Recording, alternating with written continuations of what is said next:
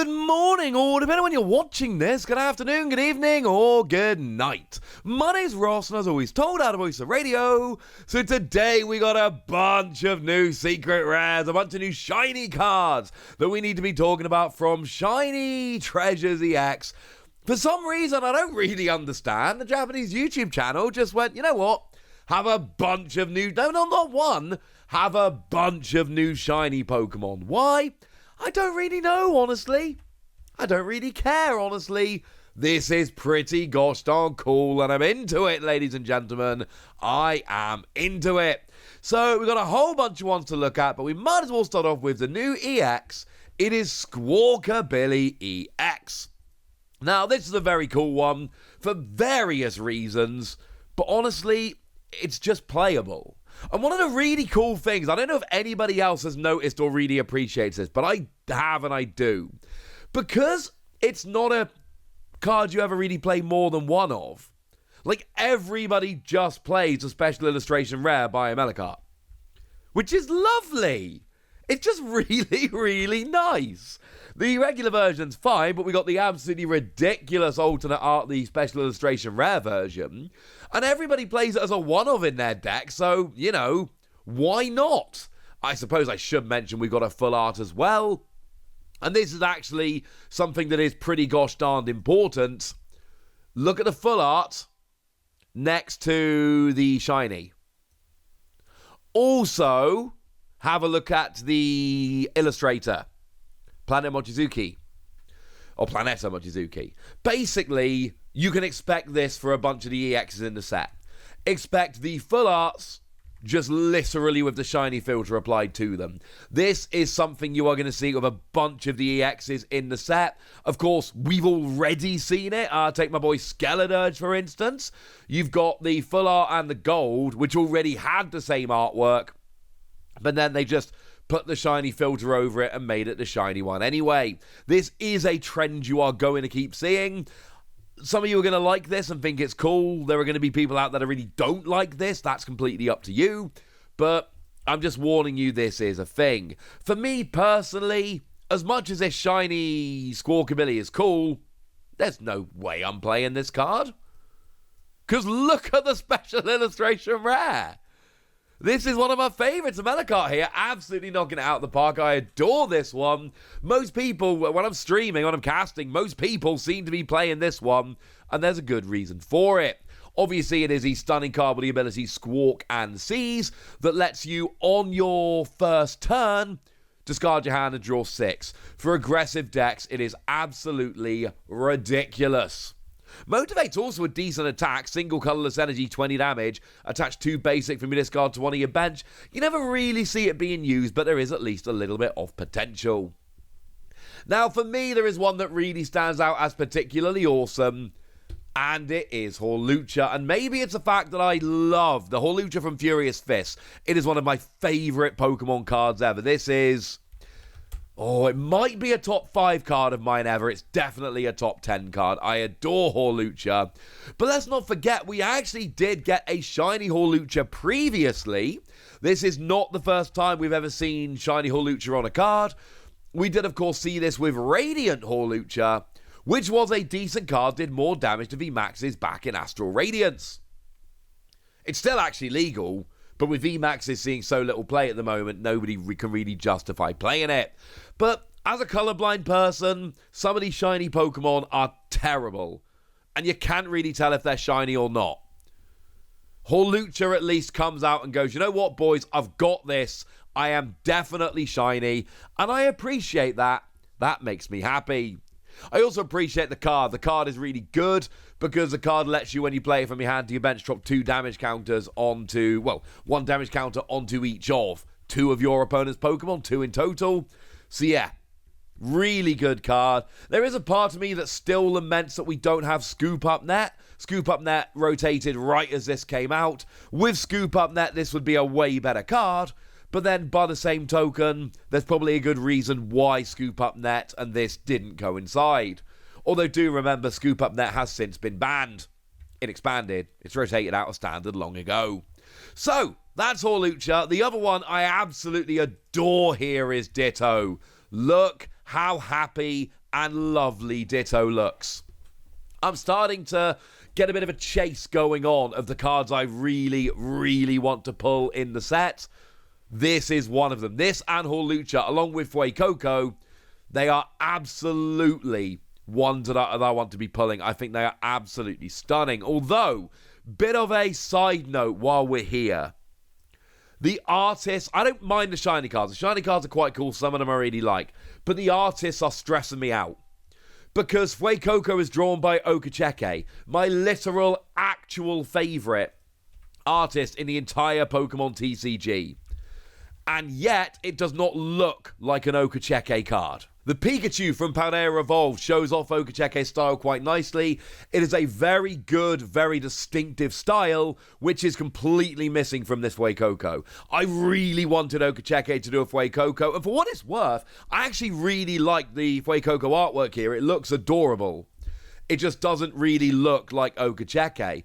We could do the same thing here with Sprigatito, who has been drawn by Kuramitsu. And again, I adore Kuramitsu. Kuramitsu is probably my third favourite artist in the TCG, maybe fourth. But take a look at, there's so many. The Sinistea. The Sinistea, which actually came around as a promo. That is a card that I absolutely adore. And it shows the style with very vivid colours that Kuramitsu brings to cards. A style which is completely absent from this Sprigatito. Okay, fine, not completely absent. You can kind of see it around the eyes and the pores. But it's not the same. Just one more quick example here. The Riolu is actually done by Soso. And Soso is another artist with a very distinctive style that an awful lot of you will recognize. Even if you're not familiar with being familiar with it, you will recognize it. Take, for instance, the Drillbur from Obsidian Flames. We've got to show you the Drillbur from Obsidian Flames. It's a very distinctive style. It's a very good style. And it's absent. I'm not saying I don't like the shiny cards. I do quite like the shiny cards. What I am saying is there are several artists like Kuramitsu, like Soso, like Okacheke, who have very distinctive styles, who are doing these shiny cards, and their style is absent from the cards, and it's making me sad. Back to Ditto then. We've got the Ditto from 151, and I actually really like the Ditto from 151. I've seen it popping up in a few deck lists here and there. It's not seeing as much play as I would usually be expecting. I do think it's a very good card. Basically, just if it's your active on your first turn, and it has to be during your first turn, you can swap it for a Pokemon in your deck that isn't Ditto. Part of the reason for that is you could literally just run out the clock by just using Transformative Start on a loop, swapping a Ditto for a Ditto until time ran out. That would be very silly. It would also be pointless. So for that reason, you can't swap for a Ditto. But you can swap for anything else, all right? And that's actually pretty cool. I kind of like this. It's a card I do think is going to see more play as time goes by. It's not seeing a huge amount of play at the moment, but I do think it's a card of a huge amount of potential. Now, Baxcalibur is getting a shiny here, and we actually knew this, to be fair. We knew about Baxcalibur because we saw it on a collage. When the set was first revealed over in Japan, there was a lovely little collage that actually showed us a bunch of shiny Pokemon, and you could see on that collage there was a Baxcalibur tucked away. This is the same one, and this is obviously a phenomenal card. This is a redonkulous card. It's got that ability that lets you attach as much water energy from your hand to your Pokemon during your turn as you like. Obviously, it pairs with Chen Pao to make one of the absolute best decks in the format right now. So, of all of these shiny Pokemon, Baxcalibur is going to be one of the more popular. It is, however, worth pointing out that for Baxcalibur, we literally had an illustration rare of Baxcalibur in Paldea Evolved. Not by my favourite artist, but one that a lot of people love and a lot of people will choose to use instead.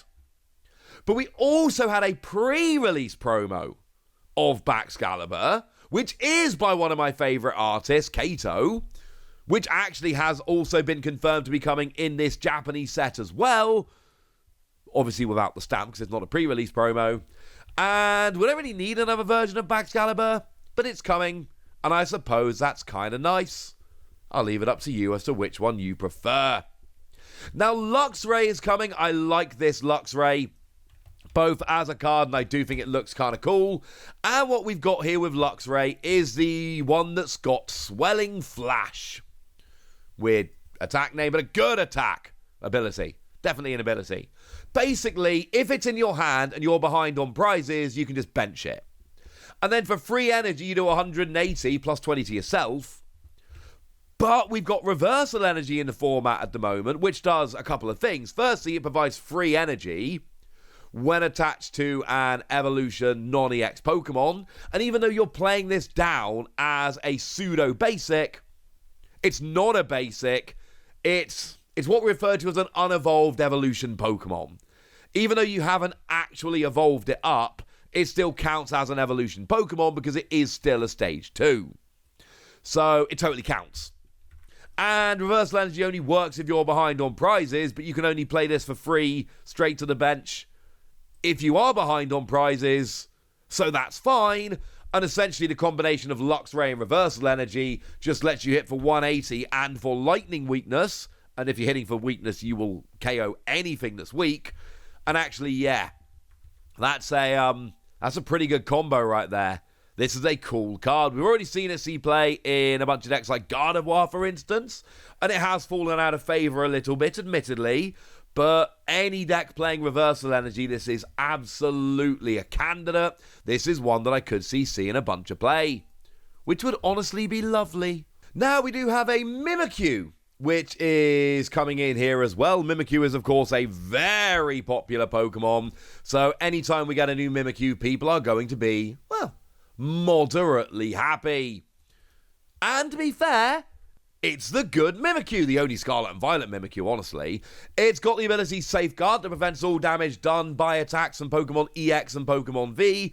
The attack is fine, dropping 7 damage counters on your opponent's active, but with a Pokemon like this, it doesn't really matter as long as the attack does some damage, because essentially either you're locking your opponent down and just chipping away with whatever you've got, or you're not locking them down, so it's not going to be good enough. Only one of those things is going to happen, so The attack is honestly largely irrelevant if you can lock them down, and sometimes you can. This is actually a very cool card. This is one that, again, I can see seeing more play in the future. This is one of those that really depends on where the metagame fits at any particular point, but if we get to a stage where the Mimikyu works for it, this is kind of awesome. And then we finish off with Spiritomb, the good one from Paldea Evolved. Not the only one in the Scarlet and Violet era, but definitely the best. It says basic Pokemon V in play have no abilities. Obviously, with moving into EXs nowadays, this card is becoming less and less relevant as time goes by. But if nothing else, and there are some other abilities you'll get, don't get me wrong, but if nothing else, it's a really nice counter for Genesect, and this is largely the reason people play it, is as a pretty gosh darn good counter to Genesect, because it's kind of funny to cut Genesect out of the game. We've got a million different counters for Mew, and Mew still ends up being good all the time. But that's not the point, ladies and gentlemen. Sooner or later, Genesect will go away, and Mew will go away, and we will all be happy. And maybe today's not that day, but it's got to be coming soon. Right, there we go. I promised you a whole bunch of new shiny Pokemon. I delivered a whole bunch of new shiny Pokemon. 7 in total, including an EX, and now it's over to you guys. I like the Ditto and Hawlucha, but I want to know which ones you like, so let me know in the comment section. Go nuts! Be nice. And then make sure you like this video, subscribe to this channel, follow me on Twitter at TheWasi. That's where we talk about Pokemon and card games and Pokemon card games, all kinds of fun things. And please do consider checking out patreon.com/PTCG Radio, where you can support the channel, get some bonus podcasts, join a Discord, and all kinds of fun things. Oh, and get shoutouts on the channel like the lovely UberMX, who's been a supporter of ours for a long time now, and is a very lovely person. So shout out to them for the support and the loveliness. But by far the most important thing as always, look after yourselves till next time, would ya? Thank you very much for watching. My name's Ross, and you've been watching PTCG Radio.